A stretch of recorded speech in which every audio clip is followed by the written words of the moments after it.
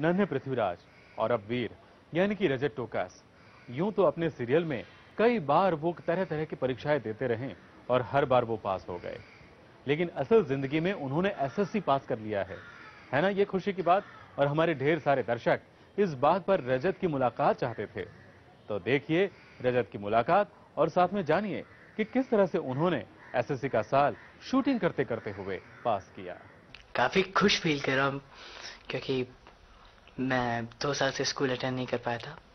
9th में मैं पृथ्वी कर रहा था और 9th और 10th दोनों में पृथ्वी कर रहा था क्योंकि 1.5 साल मेरा पृथ्वी चला था, तो मैं अपनी क्लासेस अच्छे से अटेंड नहीं कर पाया था पृथ्वी में। मतलब 9th में मैंने एग्जाम्स दिए तो ठीक था, काफ़ी ठीक ठाक रिजल्ट किया, बट मेरे को मेन टेंशन था 10th का कि 10th में मेरा क्या रिजल्ट आने वाला है। जिस तरह रजत को अपनी 10वीं की परीक्षा पास कर खुशी हो रही है, ठीक उसी तरह ये खबर सुनकर उनके हजारों चाहने वाले भी खुश हैं कि उनका नन्हा पृथ्वी यानी रजत टोकस पास हो गया है। लेकिन साथ में ये भी जानना चाहते हैं कि अब आगे क्या करेंगे रजत।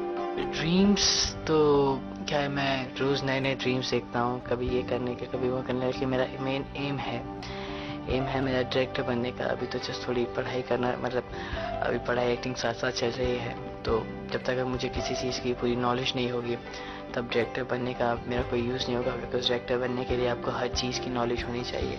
हमारे दर्शकों को और रजत के चाहने वालों को ये जानकर और भी खुशी होगी कि रजत अब थोड़ी सी रिलैक्स्ड हैं। वे ठीक से सो नहीं पा रहे थे, लेकिन हाँ, कई लोगों के मन में सवाल ये भी आते होंगे कि आखिर रजत को अपनी एसएससी की परीक्षा पास करने के लिए पढ़ाई का वक्त कैसे मिला।